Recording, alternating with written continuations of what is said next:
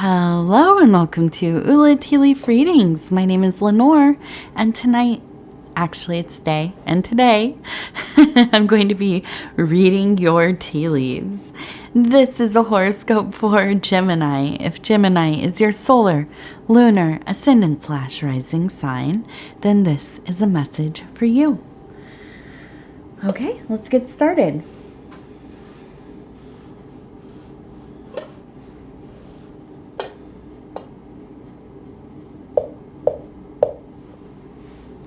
Okay, let's see what these tea leaves have to say.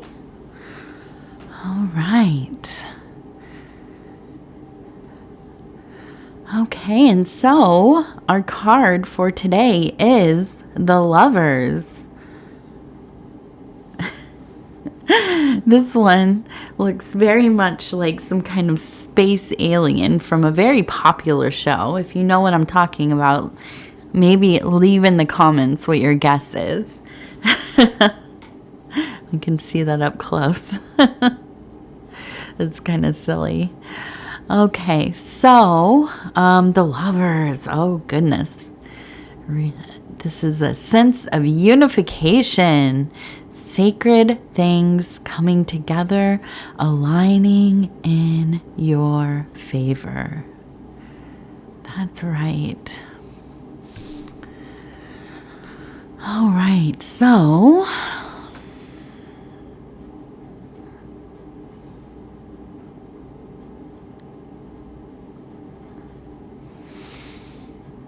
I want to start with, I think we'll start right here. I like this one a lot. So we have what looks like a person reaching out. Okay, maybe a dress or a robe. They almost look like a leaf as well, but they are reaching out. Okay, it looks like they have been traveling. There's a trail behind them. Okay, and maybe a heart here. And I see them reaching out, and it looks like a person who is maybe on a boat, and they are fishing. Maybe they have like a spear, something like this. Okay, if you can see that, it kind of looks right here. So in my mind, this comes together as really traveling into yourself, remembering what used to, what has in the past made you feel happiness, bliss, enjoyment. Okay, and I think that you are beginning to rejoin a beloved thing, maybe an activity, a hobby, something that you really love to do. I can just feel like I feel like it's kind of like as life gets busy and we get pulled this way and that, we can kind of lose our time and ability to do the things that we enjoy. And then next thing you know, some months, years have passed. And you kind of think back and you think, oh yeah, I used to knit sweaters and stuff. And, I used to have all this time to maybe do puzzles or, go on hikes. Or for me, it's music. I always listen to music now, still, but I used to go to shows a lot. I used to go to concerts. Every week I would be looking at what albums are coming out, what looks fun to listen to, what looks good. I would spend part of my day checking out new and old music. And no, sir, no. Here he comes. Say hello, Pudge. All right, you did your little cameo. Come on, buddy. Come on. Honey, I'm right in the flow of things. Let's go. Let's go. Let's go. Come on. Come on. Let's go.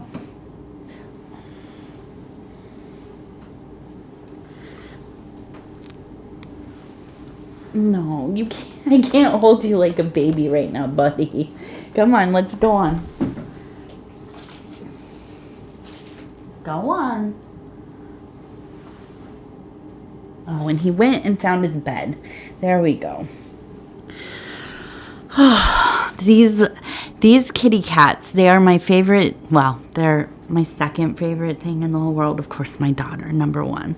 But they just, they know. And if you watch my husband's channel, they love to visit him as well.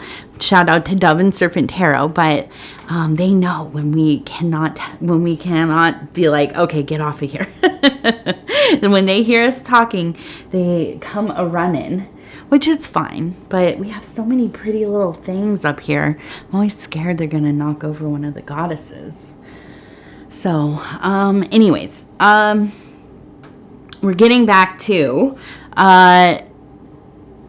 finding something, rejoining something you love. I have been getting back into me. I just got some headphones for the first time in a long time. I haven't had them in years. And I was I questioned if Bluetooth headphones were going to retain the quality of music. But I can't listen to super loud music here. I have a daughter and I don't want to disrupt everybody in the house. I put it on, but not super loud. But I got some headphones, just some, not, expensive or anything, but yeah. And I'm delving back in. And so I see this, and this makes me excited because I understand what it is to really allow yourself a little bit of joy to get back into the things that we love. And I really feel like this is going to be a big catch for you. I think that this is going to be kind of the catalyst for a lot of happiness, but also abundance, okay? We think that when we indulge ourselves with our interests, with the things that bring us passion, we're being selfish.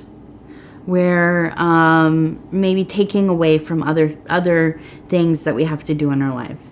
Well, the thing is, you can only be so stoic, so self-sacrificing. It begins to kind of deteriorate your psyche to some extent. I think that we have to live in the middle way as much as we can. Unless you are really on a path of, what is the word? Just refrain from, worldly things and so on, which, some people are, and that makes sense. I, however, am not. I'm somewhere in the middle. I like to, keep it tempered.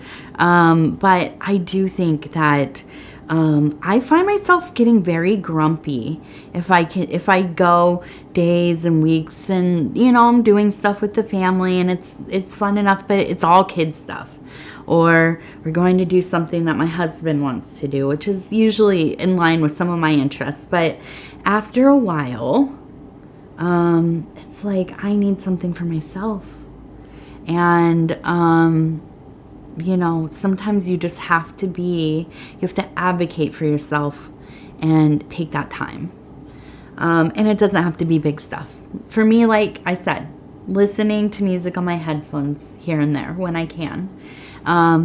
May seem silly, especially if you don't have young children or family or, busy family life. You might think, well, that seems like something, whatever. Not a big deal. Well, if you've been in the weeds of a lot of work or, taking those moments for yourself could change everything, could change your outlook. And when we change our outlook, when we change how we're feeling about the things that we're doing, it changes our whole spirit. We are more open, we're more flexible, we're more, receptive, okay? it's not unlike stretching before you go for a run, right? If I got out of bed and went running or walking, in my case, I like to walk, like speed walk or meander. But if I went out and did that immediately upon getting up and I didn't stretch, I would be pretty stiff. And it would take a while, and I'd maybe get into it, the movements of it. But if I take that time to stretch, which I am equating to giving yourself some room and opportunity for passion, interest, inspiration, you're just in a better place. Better mindset, better flexibility. You're warmed up and ready to do the life thing. And I think that this is where you are. Truly, it feels like a very nice and beautiful feeling. Now, we have here, as I turn the bowl, well, let's look at the same one. We have this person still kind of wearing a dress or a robe, arms up, kind of talking to the sky maybe. And we have a bird here, and it looks like maybe a writing quill here, and then maybe a dog right here. And so I'm looking at this, I'm seeing the bird energy. This bird does not look like a messenger bird. This looks more like a vulture, okay? And this is a sign of being resourceful, okay? You're going to make things work, okay? No matter what, you make them work. You have a loyal person in your life, the dog, somebody you love, somebody who loves you, somebody who's going to show up, and somebody who you will show up for, okay? And then with the writing quill, I think definitely in a mode of inspiration, creativity. Maybe you are journaling. I hope you are. I'm a big advocate of writing your stories, writing your thoughts down. Yeah, you can do it on your phone as well, but I think that there's something particularly special about doing it by hand. The other thing that I really want to kind of sprinkle into my readings here, because I was watching a thing about writing letters to people you love. There is such a act of intentionality, sitting down, writing a letter, just maybe an update, just a how are you doing? I was thinking about you, putting it in an envelope, addressing it, putting the stamp on and sending it off. When that person receives a letter from you, that will be something special. Okay, receiving an email, a text, a voice message, those things, of course, very nice as well. But sending out a letter is truly an act of love. Okay, I don't know why. I think it's probably the effort that we put into it in a world where we're constantly busy, looking for ways to streamline everything. Once in a while, when we have a little moment, sit down and write a letter. I actually just wrote a letter to my neighbors, from my old neighbors, not my, walk it over to my next door neighbors. No, where I lived previously to where I am now. I sent them a letter. It's an older woman and her son who lives with her, and I lived near them for quite a few years, and we got to know each other, and it had been 4 or 5 months since I had sent them a card or anything. They don't use the internet, and it felt really nice to kind of just do a little update, tell them I was thinking. There's something very beautiful about that kind of intentionality. So homework for you, if you are so inclined, write somebody a letter. Okay, it doesn't have to be anything grandiose or important, just that you love them, which is probably the most important thing. Okay, so we also have, it looks like an angel. And we kind of have, it almost reminds me of a staff with the serpent going up it, which usually the caduceus, I think, always has the two. I think that there is, and I'm trying to remember because I know there's an alchemical symbol in some engraving. I think it's almost the Michael Meyer engravings.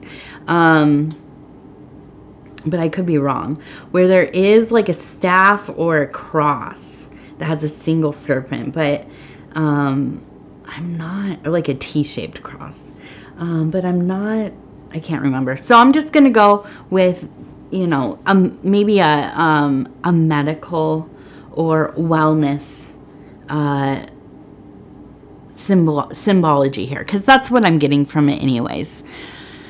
And so this is your guardian angel just telling you to check in with yourself. Okay, I don't think anything's wrong. There's none of that feeling. It actually feels much more like things are going well. You're feeling better than you have been.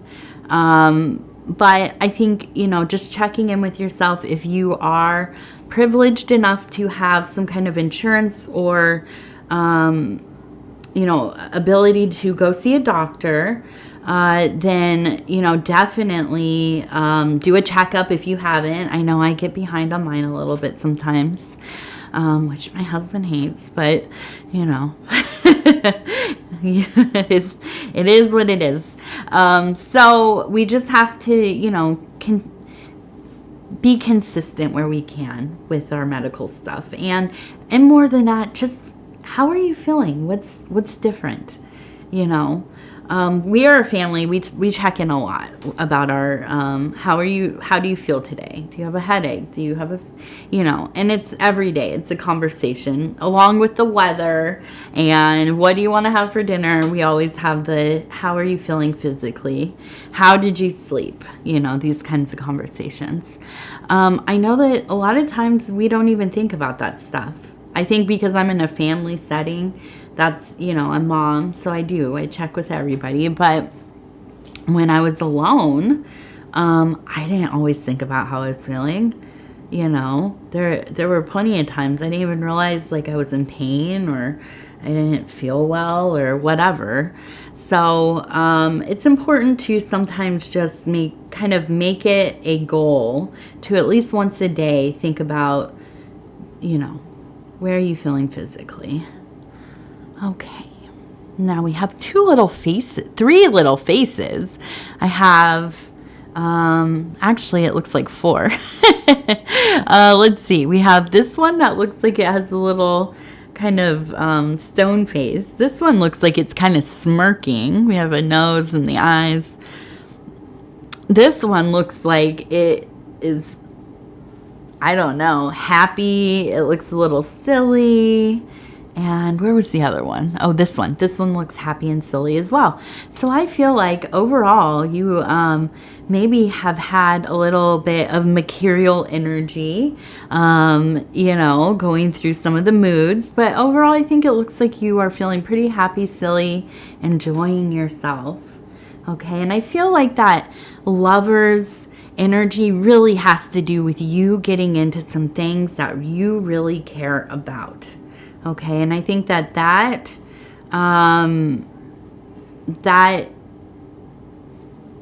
can change everything for us. For me anyways, I know that when I am not doing at least one thing every few days that I want to do, I start to, I get into these stinky moods. What is the meaning of everything, And thankfully, I get to do readings. So I have it built into my life right now that I'm I get to I get to do one of my favorite things every day. And the gardening and all this kind of stuff. But if you can find ways to make time,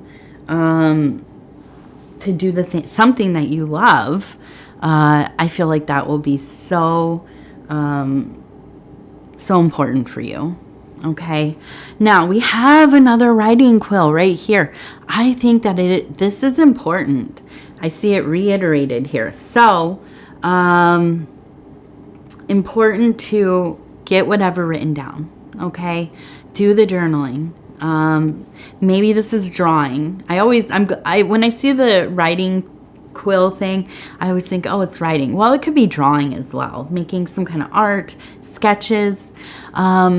You know, when I was younger, I used to love to go places and sketch them. I'm a terrible drawer. I really, you know, and I mean, just honestly, I am. For somebody that loves art, I'm not good, but I liked to do it. And so I did it. And, you know, that might be a fun hobby. Just go get, you know, even if you have to just grab some computer paper or whatever, put it in your bag, take it with you and just kind of do some doodling. You might find that you enjoy it. The other thing I've noticed is a lot of younger people are making zines. If you're around my age, you know, almost 40 or maybe older, I mean, into Gen X, you might remember zines, which were handmade magazines.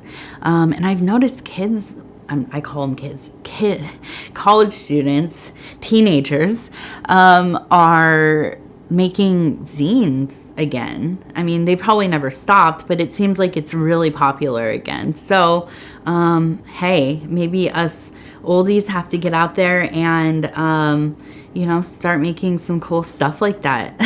I would love to make a zine again. I haven't done that in years. So, maybe doing something cool and crafty like that. And, zines for me, and if you don't know what a zine is, look it up. It's ZINE. Okay, they're handmade magazines. They were usually, I mean, they could be about anything, but they were usually like photocopied and stapled together. And a lot of times it was like, you know, some kind of political thing or like an art zine, like just art stuff or music, a lot of music. But the cool thing about zines is like if you have like a really specific interest and you make like a zine about it, you will maybe find some of your people that are really into the same thing, which is amazing. That's always cool when you find your little, you know, your micro culture or whatever. Not a subculture, micro culture. Okay. Yeah, and so I'm looking at this and it looks like one of our candles, but it's burnt low. So it makes sense to me, whatever you were doing before, whatever kind of spiritual, universal, cosmic information that was coming through to you, whatever illumination you were having, maybe that topic or kind of wave of information slowing down a little bit. So moving into your next passion, something that maybe you've done before, and I really have a feeling this is kind of like a reemergence of an old activity, a perfect time for that. It will help you get your juices going, flowing. Okay, so we have the gratitude little deck of appreciation. Okay, and we're just going to pull one of these, see what it has to say to kind of end the reading here. And this one says 1,000 words. Take photos of things you're grateful for. Review them when you're feeling down. Yeah, I like this. This is why I have 1 million pictures of my plants of the garden. Oh, goodness. Yeah, I think that we're all kind of good at doing it. But if you have slacked, get back on it. Make a nice little, you know what just came to me? We should do, and I know we only have a few more months. Or, well, yeah, we have a few more months of this year left. Maybe next year, and I'm going to write this down so I remember. Next year, I'm doing a photo gratitude book. I'm going to take pictures of things that I am grateful for, and I'm going to put it all together, and I'm going to do like one of those little photo books you can have printed or whatever. And I'm going to make that one of my big goals for next year. So if you want to join me with that, I'm going to write it down and bring it back up at the beginning of the year. And we will do some check-ins with that. I think that would be a lot of fun. Okay, Gemini, I am so thankful to be able to spend this time with you and bring these messages to you. It is always such an honor. If you would be so kind as to like the video, it helps us get into the algorithm. And as we know, the algorithm kind of just decides everything for us as far as how well the videos do, how far their reaches, and so on. So, doing things like liking the video, watching the readings from the beginning to the end, sharing the readings on other social media platforms. All this stuff helps a lot. Of course, you don't have to do it, but I like to bring it up just in case you are interested in supporting the channel in some way. These are the best ways. Other than that, if you have not subscribed, please think about doing that. You can hit the little bell. It'll let you know when the next videos are coming out. And if you want to leave a comment, please do. I read all of them. I reply back to all of them. And I love hearing from each and every one of you. Okay, I want to say thank you, and we'll talk in just a few days.